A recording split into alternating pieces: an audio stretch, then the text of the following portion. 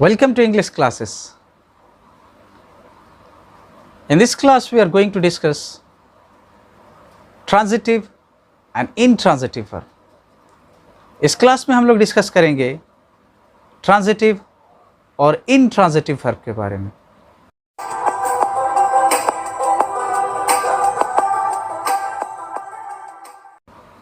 Look at these sentences. In sentences को देखिए. Taki has taken. Saad pushed.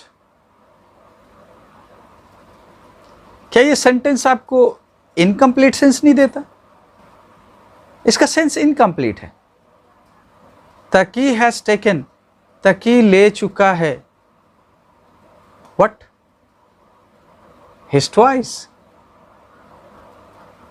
Saad pushed, Saad ने धक्का दिया. Whom? किसको? साद पुस्ड ओएस, साद ने ओएस को धक्का दिया.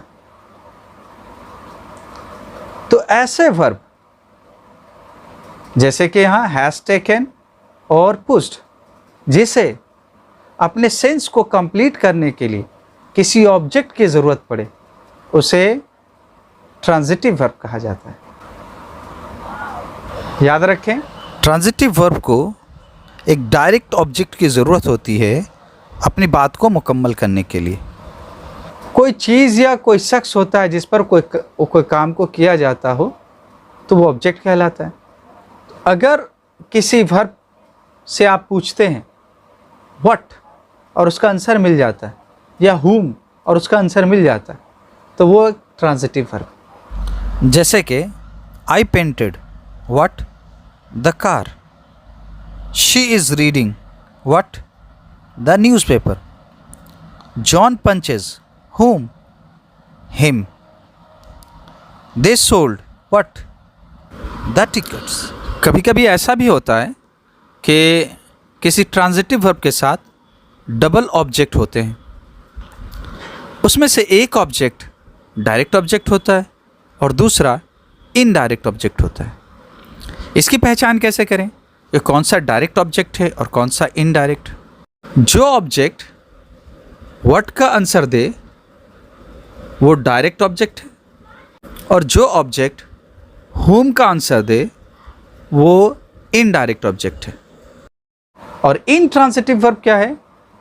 इनट्रांजिटिव वर्ब ऐसे वर्ब को कहते हैं जिसको अपने सेंस को कंप्लीट करने के लिए किसी ऑब्जेक्ट वगैरह की ज़रूरत नहीं पड़ती, वो खुद ही अकेले सेंस को कंप्लीट कर लेता है.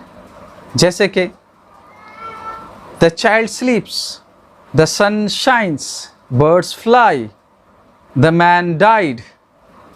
तो ये तमाम सेंटेंसेस देखिए, ये कंप्लीट है. इनट्रांजिटिव वर्ब किसी ऑब्जेक्ट पे काम नहीं करता, बल्कि इनट्रांजिटिव वर्ब के बाद कोई जो वर्ड होते हैं वो या तो एडजेक्टिव होते हैं, एडवर्ब होते हैं, प्रीपोजिशन होता है, या फिर कोई और पार्ट्स ऑफ स्पीच के वर्ड्स होते हैं.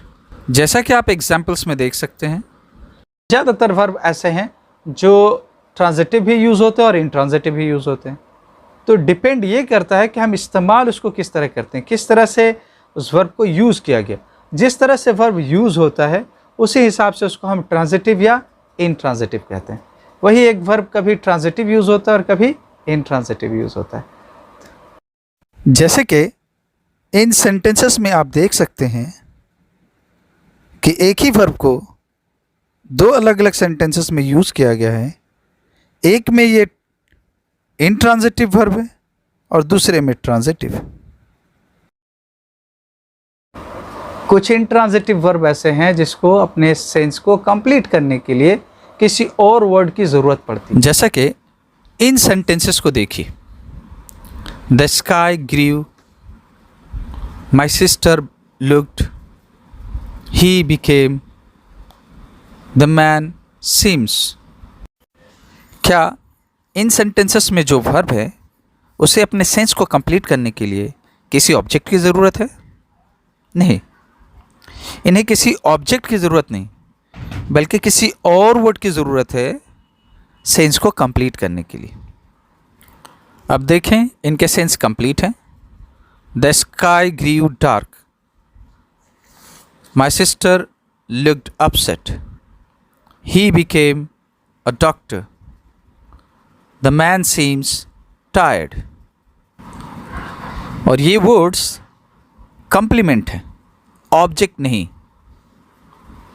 और ऐसे वर्ब जिन्हें अपने सेंस को कंप्लीट करने के लिए किसी कम्प्लीमेंट की ज़रूरत पड़े, तो ऐसे वर्ब को वर्ब ऑफ। अब लेसन के आखिर में कुछ सवाल मैं दे रहा हूं, कुछ एक्टिविटी टास्क हैं। एक्टिविटी टास्क को जरूर बनाएं।